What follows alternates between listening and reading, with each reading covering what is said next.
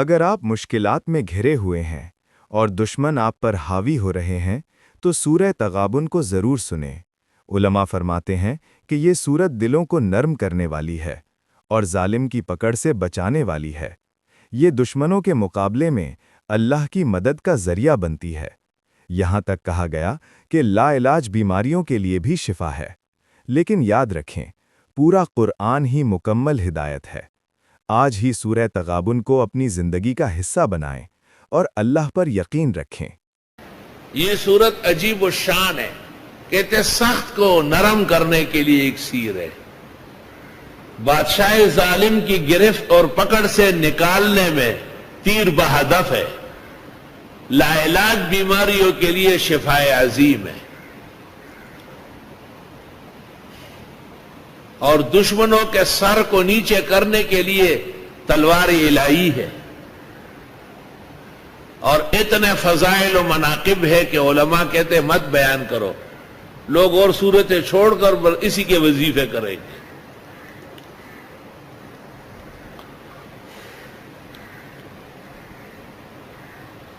41 مرتبہ پڑھی جاتی ہے، اور پھر ہر کام اور مراد کے لیے ہر روز ایک دفعہ قبل الصباح یاقوت و مرجان ہے، بعد الصباح ذہب اور فضہ ہے۔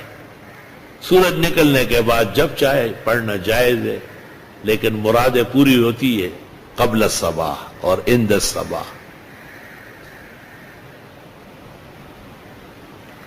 بزرگان دین اور سلف صالحین کو دیکھا گیا ہے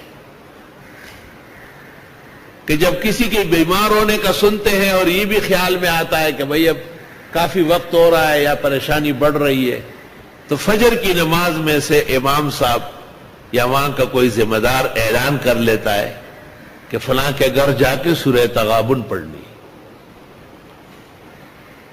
اور اس میں وہی لوگ جاتے ہیں جن کو سورہ تغابن یاد ہوتی ہے، یا پھر قرآن شریف ہاتھ میں لے لیتے ہیں۔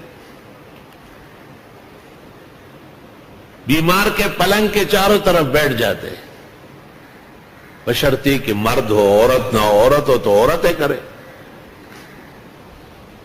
اور وہ گھر وہ پراٹھے اور چائے گرم گرم تیار کرے، اور کڑس اور پیچ والے پراٹھے ہو۔ ایک آدمی نے طلباء سے پڑھوایا، 5-5 ہزار روپے دیے، اور جتنے دیکھو تھے اتنے آن کلو تھی۔ میں نے کہا پراٹھے پکو، حیران رہ گیا، کہا 5-5 ہزار روپے۔ میں نے کہا وہ تو خیرات صدقہ ہو گیا، سورہ تغابن نہیں ہوئی۔ یہاں سے طلباء دوبارہ چلے گئے، اور اس نے میرے کہنے کے مطابق شل ہو گیا تھا، امریکہ سے اپائے جایا تھا، آج ایسا دوڑتا ہے آپ دیکھیں گے کہ گھوڑا ہے، مانیں گے نہیں کہ یہ شل بھی ہوا ہے، لیکن ہے نہایت ناشکرہ ناقدرہ۔ اس کو چاہیے کہ احسن العلوم کو اپنے پلکوں پر بٹھائے۔ امریکہ اور برطانیہ سے بالکل ناکام ہو کے آیا، پلنگ کے اندر کرسی پہ لایا گیا، اور یہاں کے سورہ تغابن نے اللہ نے ان کو صحت شفا عطا فرمائی۔ گفتائے او گفتائے اللہ بود، او گرچہ از حلقوم عبداللہ بود۔ اگر آپ قرآن کی طاقت پر یقین رکھتے ہیں تو ویڈیو کو لائک کریں اور کامنٹ میں لکھیں یا اللہ مدد۔